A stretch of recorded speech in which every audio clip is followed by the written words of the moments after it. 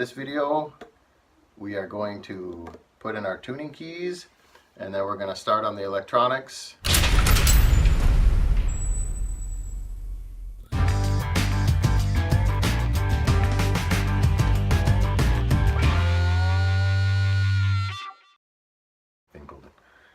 Alright, welcome back to Jim's Guitar Garage. Jim and Isaac here. So in the last video we glued the neck on. So this video we are going to put in our tuning keys, and then we're going to start on the electronics, and then this guitar will be done. Alright, thanks for watching. Alright, so here we are. We're going to start with this first tuning key. So you want to make sure you put it on the right side. These kits already have the holes slightly drilled. It's more, I guess it would be more marked than drilled. So what you want to do is put this in, and then you have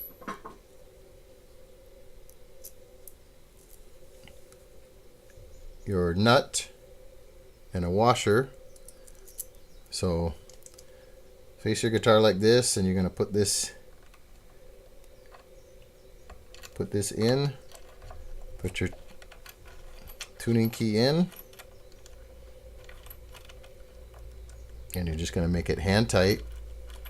You want to get your screw, which also comes in the kit. This is the screw for the back, very, very tiny. Let me move this a little bit. That light's a little bit too bright. It's a little tiny screw. So you just take that, line this up with your hole. So you're going to line it up with a screw hole that's pre-drilled. You should be able to kind of feel it.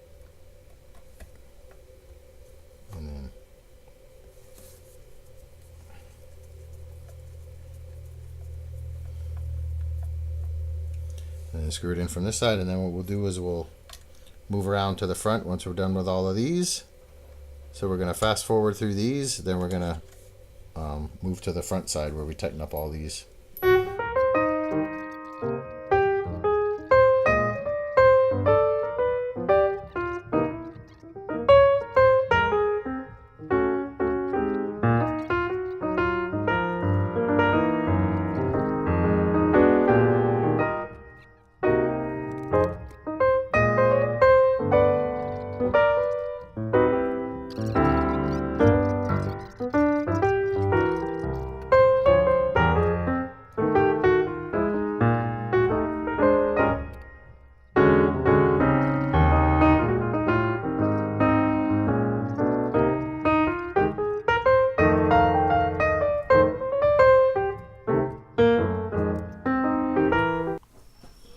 Okay, so now we're going to tighten these in the front. So once again, if you watch my videos, you've seen this tool. This is that ESP tool. So we're going to use that for this, and all we need to do is just push it up against there, give it a little bit of pressure, tighten it up. So go ahead, Isaac.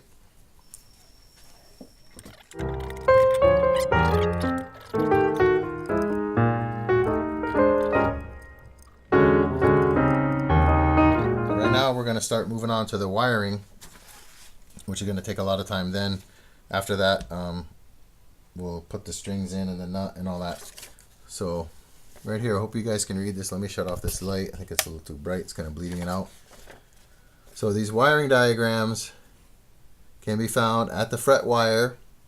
Doesn't matter which model you're doing, it's all basically the same. So there's your wiring diagram. Let me turn the light on. Maybe you can still see it with the light. And basically has all your wiring in there. So if you have any other questions, you can always go to their website.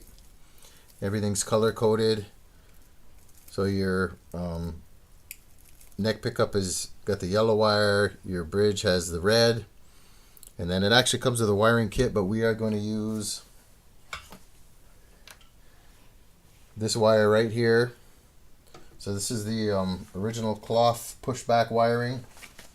And then we've decided to upgrade a few things on this guitar, just because of the quality of everything is not the greatest. So this is the original switch that it came with, and we are going to upgrade that. This is a PRS. Hopefully you can see it. Isaac's holding it up. This is a PRS SE switch. So it looks like this, a little bit higher quality. Actually, I would say a lot higher quality. I mean, you can tell by the feel. I mean, even if you listen, compared to this one sounds like a toy. So a lot higher quality. Also, the output jack, I use the same plate. Okay, so this output jack is a Switchcraft output jack. All right, so this is the original jack that came with it. So hopefully you guys can see that clear. Hopefully the camera will focus. So that's what came with it. And you can see it's just bent over once. And then when you compare that to the Switchcraft side by side, I hope you guys can see a big difference in that. It's a lot thicker metal, and it's actually bent over in basically like a U shape, fishing hook, like a fishing hook. So you get a nice good point of contact there. So we're not going to use those. I'm gonna start cutting some wire here.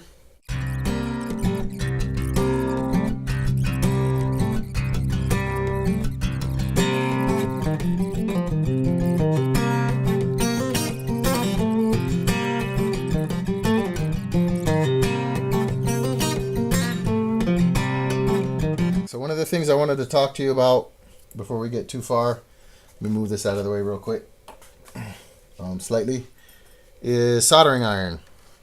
So when you're doing a job like this, I believe I've mentioned this before, but I never showed you. So this is a Weller soldering iron. So you've got an adjustable thing, and you've got your sponge right here to clean off your soldering iron. So if you're going to be doing stuff like this, I definitely recommend you invest in a good soldering iron. Something like this is not really going to do it. No good heat transfer. You can't adjust it. So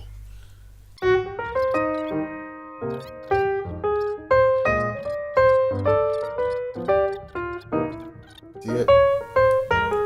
So came out pretty nice. So we're just going to do that to the other side, and then we're going to continue on. Continue on with the soldering.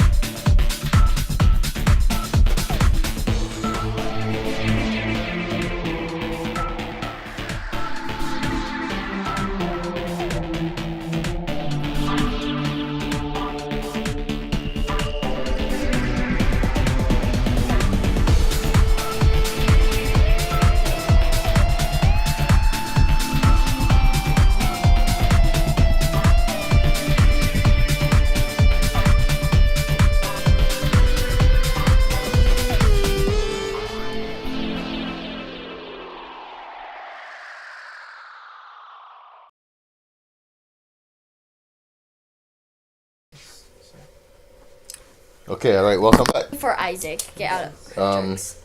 We've been lying to you the whole time. The whole reason why we got this was for your birthday.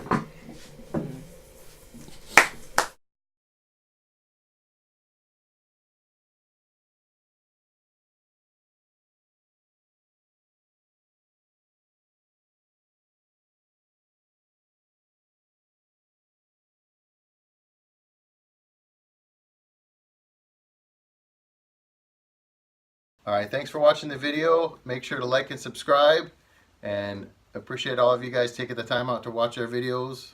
Aloha.